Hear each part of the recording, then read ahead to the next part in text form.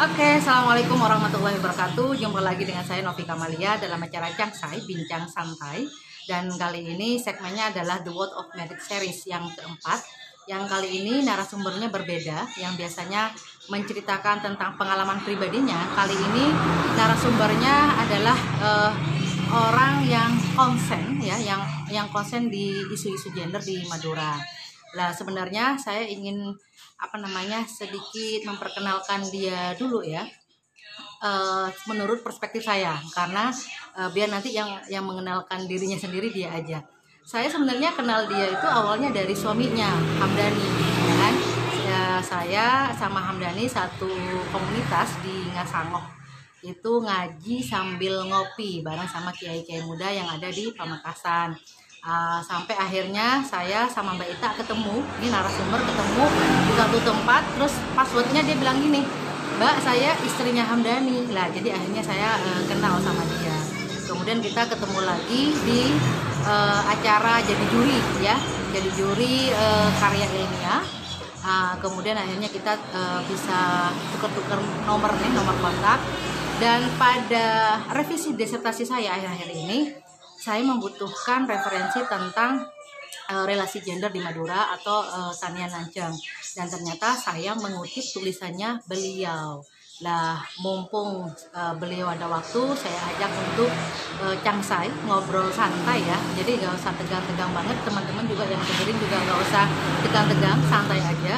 Saya ingin mengajak narasumber untuk berbincang tentang perempuan di Madura, ya, perempuan dan Madura, ya. Kalau perempuan Madura berbeda dengan perempuan dan Madura. Jadi apa bedanya nanti kita lihat perbincangan kami dengan narasumber saya yang saya agak mau lama-lama ngobrol. Saya panggil atau udah duduk di samping saya sapa dulu ya. Assalamualaikum Mbak Ita. Waalaikumsalam Mbak Novi. Maaf ya dadakan, enggak ya sih? Enggak berapa hari ya? 2-3 hari sebelumnya ya? Iya, sudah ngomong. Sebenarnya agak susah ngomongin Mbak Ita untuk diajak bincang saya.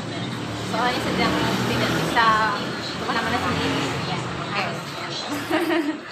Oke, Mbak Ita, obrolan ini saya kepengen memulai ingin mengangkat jurnal-jurnal, tulisan-tulisan Mbak Ita yang sudah Mbak Ita tulis ya. Dan itu berkaitan banget sama perempuan, ya. Seperti misalnya gini, keberpihakan Al-Qur'an terhadap perempuan, ya. Lalu ada juga tentang semangat egalitarian Al-Qur'an dalam otoritas menginisiasi dan prosedur perceraian. Ya. Nah ini aku pengen tahu nih kayak apa. Yang ketiga nih ya, tentang keberpihakan Al-Qur'an terhadap perempuan. Nah ini mungkin terus juga ada ini ya, perempuan Madura sebagai simbol prestis dan pelaku tradisi perjodohan. Kita ingin membahas 4 jurnal ini ya. Bisa nggak sih? Ini hanya waktunya 30 menit. Tapi yang menarik dari 4 jurnal yang ditulis Mbak Ita ini, perempuan Madura sebagai simbol prestis dan pelaku tradisi perjodohan. Maksudnya gimana sih Mbak? Tapi aku mau ngecek deh suaranya gimana nih teman-teman. Kedengaran atau gimana? Mungkin atau ada noise. Soalnya kami lagi di pinggir jalan. Pinggir jalan. Aku coba cek ya. Suaranya sudah lumayan gimana? Oh, gak kedengaran ya. Beda, gimana? Ya. Jadi awalnya jurnal itu saya nulisnya iseng-iseng ya. Maksudnya memang bukan tugas kuliah. Jadi ketika itu saya agak slow pas masih kuliah S2 itu, terus ada salah satu jurnal yang call paper tentang perempuan dan kearifan lokal. Kemudian saya berpikir, kenapa nggak coba saya tulis tentang perempuan Madura? Karena berdasarkan pengalaman saya, hal-hal yang kita anggap biasa aja justru bagi orang lain itu wow ya.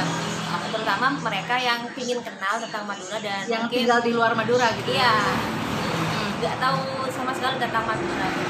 Jadi saya coba tulis dengan sedikit wawancara. Ketika itu belum zamannya WA ya. Jadi saya telepon beberapa narasumber bermodal kenalan atau relasi di mana gitu, dan akhirnya jadilah artikel itu. Sempat saya revisi 1 atau 2 kali dan herannya kalau menurut sitasi Google Scholar atau Sumita, justru itu adalah artikel yang paling banyak dikutip gitu. Oh, yang tentang perjodohan. Iya. Artikel yang paling nggak serius bikinnya, saya cuma iseng, jadi nggak ada keinginan pengen dulu ya pengen tenar, atau kalau sekarang pengen ngumpulin pengen naik jabatan gitu, enggak, cuma kayaknya aku pengen nulis gitu. Lah apa sampai sekarang banyak banget yang kutip, itu yang paling banyak dikutip gitu ya, tentang perjodohan ya. Tentang perjodohan. Kenapa emang dengan perjodohan perempuan atau perjodohan di Madura? Sebenarnya itu ada karena saya mungkin suka dengerin ceritanya teman-teman juga. Jadi awalnya ada teman curhat sama saya soal bahwa perjodohan itu nggak semuanya negatif. Jadi tidak selamanya pernikahan yang diawali oleh perjodohan itu akan berujung perceraian atau hal-hal yang tidak. Oh iya. Tapi sebelumnya memang kalau dulu nggak ada masalah, baru ke belakang-belakang ini yang bermasalah ya. Iya. Dan di situ saya juga membahas bagaimana peran kiai atau ibunya itu punya posisi yang sentral dalam proses perjodohan. Jadi misalnya ada salah satu kiai atau ibu nyai yang melamarkan seseorang pada seorang gadis, maka keluarga si gadis itu akan terkewuh untuk menolaknya. Istilahnya pengada ya? Iya, pengada. Iya. Jadi kalau sudah ini pengadanya ibu nyai atau kiai, maka itu 95% akan diterima. Termasuk juga misalnya kemudian ada orang yang datang melamar anak gadisnya ya, kita tahu di Madura mesti yang kebanyakan yang dilamar itu adalah si perempuan. Kemudian si keluarga perempuan minta saran sama si kiai atau ibu nyai yang mungkin nggak tahu tentang itu, kemudian baik dengan apa yang beliau ketahui secara supranatural atau ketahui secara fisik ya, kemudian tidak direkomendasikan, oh jangan, maka itu kemungkinan besarnya juga akan ditolak. Jadi sini yang paling efektif menjadikan seorang pengada itu dari pihak kiai atau nyai ya. Kalau orang lain misalnya dari pihak keluarga sepertinya kurang berpengaruh menurut sampel yang saya temui, karena bagi mereka kiai itu bilang yes, maka ya udah bakal jadi. Kalau kiainya bilang jangan, baik misalnya perhitungan hari lahir lah, perhitungan nama lah, atau karena keluarganya dianggap tidak baik, maka itu biasanya nggak akan jadi. Gitu. Oke, tuh pada nangis tuh anaknya. Terus selain itu ini berarti istilah jurnal yang untuk Mbak Ita tulis itu bahwa untuk melakukan atau menginisiasi perjodohan maka paling efektif menggunakan pengada dari kiai ataupun nyai. Iya. Itu lebih efektif ya? Iya, menurut yang sampel yang saya temui katanya gitu.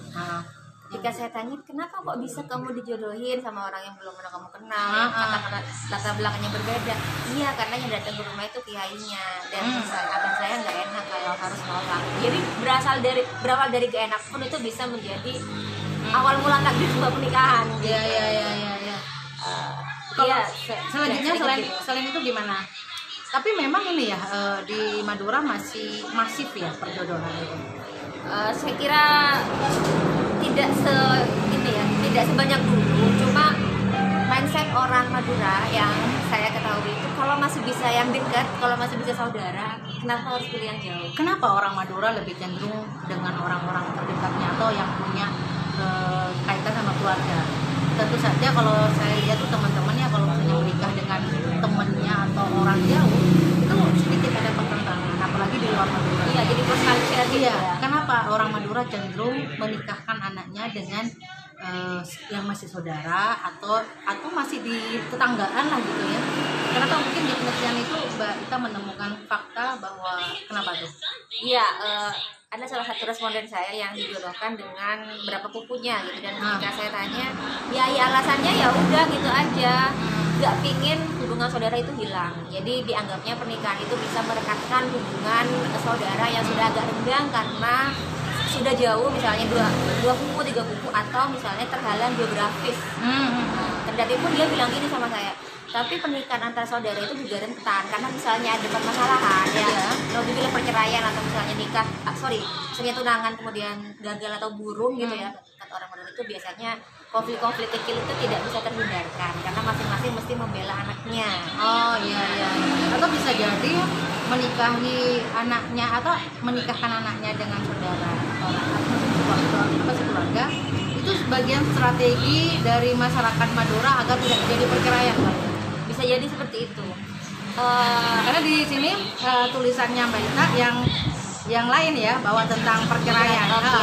Itu gimana? Apakah memang orang Madura itu sengaja menikahkan anaknya dengan saudara dekatnya itu biar tidak terjadi perceraian? Karena kan gini, sampai cerai, dekit hari atau jadi mikirnya panjang gitu kan, baik yang suami atau yang istri gitu. Jadi manifold gitu ya. Jadi banyak faktor yang dipikirkan. Bisa jadi begitu Mbak Novi. Begini, di Sumenep itu tetangga sebelah barat rumah saya nikah dengan tetangga sebelah timur rumah saya. Yang mereka sebenarnya masih ponaan sama Syedi ya. Syedi ya. Masih ponaan ya? Iya, masih ponaan. Buku apa tuh? Yang saya pahami, saya kesana berisik saya. Yang saya pahami memang ketika si laki-laki itu punya inisiatif dulunya, saya manggil dia kakak, sekeluarga besar, bahkan keluarga satu senang gitu, punya inisiatif, bukan perjodohan, tapi memang dia pengen mendekatkan kekerabatan. Jadi misalnya sebelumnya ada masalah soal apalah politik desa atau apa, itu kayak sudah hilang karena pernikahan itu terjadi. Dan ketika saya lihat sekarang kayaknya mereka ya terlihat harmonis sekali, walaupun dari kecil memang mainnya bareng. Kok ketika dewasa malah bobok ya sama itu. Tapi jadi akhirnya aku mikir ya bahwa pernikahan dalam konteks Madura itu ya ini ya politik banget ya, ada banyak kepentingan di situ. Jadi artinya misalnya saya menikah gitu dengan orang Madura, itu bukan karena saya berdasarkan cinta, tapi berdasarkan ada kepentingan-kepentingan, salah satunya adalah kepentingan kekeluargaan. Setuju nggak sih kayak gitu? Bisa. Cuma dalam kasus kakak saya itu dia memang suka ya. Jadi karena si adik itu memang cantik, secara fisik menarik gitu, dan mungkin perilakunya bagus. Jadi mungkin itu faktor pertama. Tapi ketika dia mengutarakan keinginannya pada keluarga besar, semakin didukung, ya udah malah bagus, biar nggak hilang, biar nggak diambil orang ya istilahnya, biar nggak keluar. Kalau paper saya yang soal perceraian itu jujur memang tugas kuliah ya, jadi cukup teoritis dan sempat dipresentasikan, sempat dapat feedback dari teman-teman, sempat juga dapat feedback dari dosen. Ketika itu saya nulisnya begini, jadi ketika saya kuliah S2 itu bisa pilih tema penelitian. Jadi semester ini mau tulis apa itu bisa milih, asalkan masih berkaitan dengan mata kuliah. Ketika itu mata kuliahnya apa ya, kajian Quran kontemporer atau apa gitu. Pas itu Mbak ada ceritanya seorang bupati, siapa ya, Aceng Fikri kalau nggak salah, bupati Jawa Barat, sekarang udah nggak menjabat. Dia itu mentalak istrinya via SMS.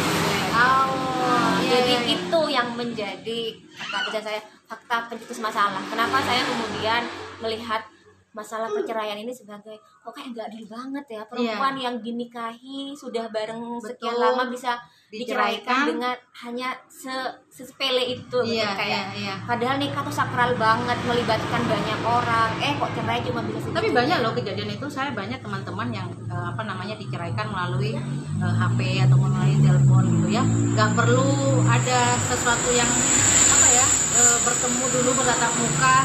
Tapi itu banyak, sampai sekarang pun banyak orang-orang bercerai itu melalui telepon ataupun WA ya sekarang ya.